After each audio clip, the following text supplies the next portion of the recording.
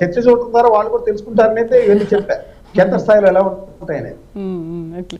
రాధా గారు, యుద్ధం ఎక్కడ జరిగినా కూడా ప్రభావం పడేది మాత్రం ఒక సాధారణ సామాన్య మానవుడిపైనే. అయితే ఈ యుద్ధ నేపథ్యంలో ఈ మార్కెట్లపైన ఎలాంటి ప్రభావం చూపే అవకాశాలు ఉంటాయంటారు? ఎగుడు దిగుడుగా మనం చూస్తూనే ఉన్నాం కదా గత వారం రోజుల నుంచి. ఎస్పెషలీ మార్కెట్స్ పై ప్రభావం మొదటి రోజే మనకు క్లియర్ గా కనిపించింది. ఎస్పెషలీ ఈ షేర్ మార్కెట్స్ అయితే, బికాస్ చాలా వరకు ఈ ట్రాన్స్పోర్టేషన్ కానీ లాజిస్టిక్స్ ప్రైజెస్ పెరగడం వల్ల ఈ కంపెనీస్ యొక్క ప్రాఫిట్ లోని ఈ షార్టేజ్ అనేది ఏర్పడుతుంది. సో కంపెనీస్ యొక్క ప్రాఫిట్ లో ఎప్పుడైతే ఈ ప్రాఫిట్ షార్టేజ్ ఏర్పడుతుందో దీని ఇంపాక్ట్ క్లియర్ గా మనకి షేర్ మార్కెట్స్ పై పడింది. సో అలాగే దీంతో పాటు బాండ్ మార్కెట్ పై కూడా దీని ప్రభావం మనకు క్లియర్ గా కనిపిస్తుంది. Because most of the central banks interest rate పెంచే నేపథ్యంలో బాండ్ మార్కెట్ పై కూడా క్లియర్ గా కనిపించింది. సో షేర్ మార్కెట్ లో ఈ ఫ్లక్చుయేషన్స్ అన్నవి క్లియర్ గా కనిపిస్తూ వచ్చాయి. అండ్ ఇప్పుడు చూసినట్లయితే ప్రపంచ వ్యాప్తంగా షేర్ మార్కెట్స్ కంప్లీట్ కొలాప్స్ అయిపోయినటువంటి పరిస్థితి మనకు క్లియర్ గా కనిపిస్తుంది. సో ఈ టైంలో ఎలాంటి అసెట్స్ పై ఇన్వెస్ట్ చేయాలి అనే ఒక ఆలోచన కూడా చాలా మంది మధ్యలో ఉంటుంది. సో హార్డ్ అసెట్స్ పై ఇన్వెస్ట్ చేస్తే లాంగ్ రన్ లోని ఇప్పుడు ఉన్నటువంటి సిచ్యువేషన్ లో ప్రాఫిటబుల్ గా మనకు కనిపిస్తుంది. సో ఓవరాల్ గా వరల్డ్ వైడ్ చూసుకుంటే షేర్లన్నీ కూడా మార్కెట్ అంతా కూడా డౌన్ స్టేజ్ కి వెళ్ళిపోయింది, కంప్లీట్ కొలాప్స్ అయింది. లాంగ్ రన్ లో ఇన్వెస్ట్మెంట్స్ కోసం ఆలోచన చేసే పక్షంలో ఈ హార్డ్ అసెట్స్ పై, బికాస్ ఫ్యూచర్ లో కూడా హార్డ్ అసెట్స్ కి రిటర్న్స్ బాగుంటాయి. మేబీ ఒకసారి వార్ ఎండ్ అయిన తర్వాత ఈ హార్డ్ అసెట్స్ పై లాంగ్ రన్ లో ప్రాఫిటబుల్ గా ఉండే పరిస్థితి ఉంది. ఎస్పెషలీ మినరల్స్ అయితేనేమి కానీ, గోల్డ్ అయితేనేమి కానీ, సిల్వర్ అయితేనే కానీ లాంగ్ రన్ లో వీటిపై ఇన్వెస్ట్ చేయడం ఒక ఆలోచన కూడా చేయొచ్చు. బట్ ఇప్పుడున్నటువంటి సిచ్యువేషన్ లో, ఈ కాన్ఫ్లిక్ట్ సిచ్యువేషన్ లో ఇటు షేర్ మార్కెట్ అయితేనేమి కానీ, బాండ్ మార్కెట్ అయితేనేమి కానీ కంప్లీట్ డిబాకల్ సిచ్యువేషన్ లో ఉన్నాయని మనకు క్లియర్ గా అర్థమవుతున్నటువంటి పరిస్థితి. ఎస్పెషలీ చూస్తే కొన్ని సెక్టర్స్ అయితే చాలా డీప్ గా ఇంపాక్ట్ అయ్యాయి. దీనిలోని చాలా ఎక్కువ ఇంపాక్ట్ అయినటువంటి సెక్టర్ ఒకటి ఏవియేషన్ సెక్టర్ అని మనం చెప్పాలి. సో ఏవియేషన్ సెక్టర్ ఓన్లీ మన భారతదేశం వరకే ఆలోచిస్తే నియర్లీ 1700 ఫ్లైట్స్ అయితే క్యాన్సిల్ అయిపోయినటువంటి పరిస్థితి. సో దీని యొక్క ఇంపాక్ట్ 566 crore లాస్ కూడా మనకు క్లియర్ గా ఏవియేషన్ సెక్టర్ లో అయితే కనిపించింది.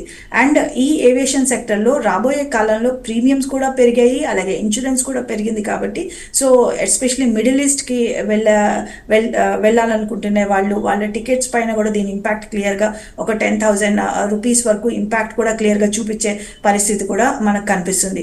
ఇదే విధంగా ఎస్పెషలీ మిడిల్ ఈస్టర్న్ కంట్రీస్ లోని చాలా మంది నియర్లీ 10 million ఇండియన్స్ కూడా అక్కడ వర్క్ చేస్తున్నారు. అండ్ వాళ్ళ వర్క్ రెమిటాన్సెస్ భారతదేశానికి ఒక $136 మిలియన్ రెమిటాన్సెస్ కూడా వచ్చే పరిస్థితి. సో ఇది కూడా ఇంపాక్ట్ అయ్యే సిచ్యువేషన్ అయితే మనకు క్లియర్ గా ఇక్కడ కనిపిస్తుంది.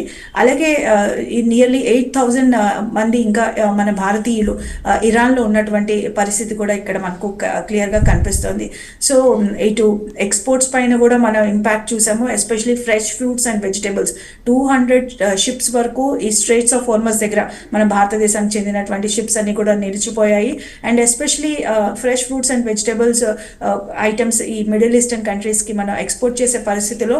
రాధా గారు, ఇంకొక క్వశ్చన్ ఏంటంటే, హర్మూజ్ సంధి కనుక ఎక్కువ కాలం మూసి ఉంటే భారత్కు ఇంధన సంక్షోభం వచ్చే ప్రమాదం ఏమైనా ఉంటుందా? అయితే ఇప్పటి వరకు అయితే ఒక 45 days to 50 days వరకు అయితే ఎలాంటి ప్రమాదం లేదు, మనకంతా నిల్వలు బాగానే ఉన్నాయని అంటున్నారు. ఒకవేళ ఈ హర్మూజ్ సంధి గ్యాప్ అనేది ఇంకా ఎక్కువగా మూసి ఉంటే వచ్చే ప్రమాదం ఏంటి? సో హర్మూజ్ సంధి ఒకవేళ ఈ స్ట్రెయిట్స్ ఆఫ్ హార్మజ్ ఇంకా ప్రొలాంగ్ అయిన వార్ పరిస్థితిలో ఇటు నేను ఇందాక చెప్పినట్టు ఆల్టర్నేటివ్ రూట్స్ ఉన్నాయి. ఎస్పెషలీ ఇటు Saudi Arabia pipe line direct గా రెడ్ సీకి లింక్ చేస్తూ పైప్ లైన్ లింక్ అయితే ఉన్నది.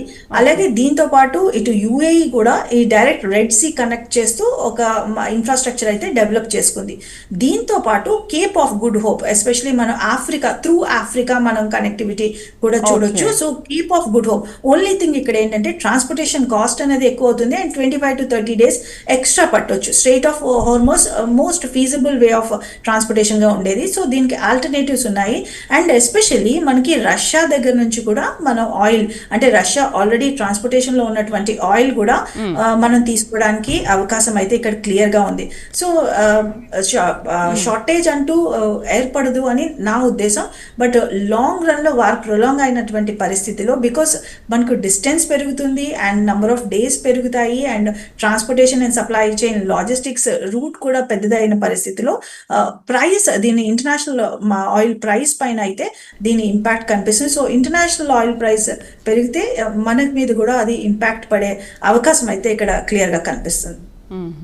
అయితే మన మార్కెట్లలో ఈ ప్రతికూల ప్రభావం చూపించడానికి కారణం ఏంటి? అటు కమోడిటీస్ కానీ లేకపోతే గోల్డ్ కానీ ఇంతగా పెరగడం జరుగుతుంది కదా.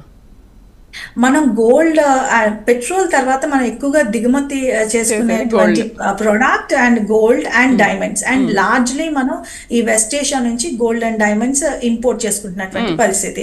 సో ఇప్పుడు కంప్లీట్ గా ఇవి కూడా నిలిచిపోయినటువంటి మన ఇంపోర్ట్స్, అంటే వెస్ట్ ఏషియా నుంచి గోల్డ్ కానీ లేదంటే ఇతర ప్రెషియస్ మెటల్స్ కానీ డైమండ్స్ కానీ, సో కంప్లీట్ మన ట్రాన్స్పోర్టేషన్ ఛానలే మనకి బ్లాక్ అయిపోయినటువంటి పరిస్థితిలో అక్కడి నుంచి వచ్చే యూరియా కానీ సోడియం కానీ అలాగే కన్స్ట్రక్షన్ ఐటమ్స్ అయినటువంటి లైమ్ స్టోన్ వంటి వస్తువులు కానీ, సో ఈ ఇంపోర్టేషన్ పైన మనకి ఇంపాక్ట్ కనిపిస్తుంది.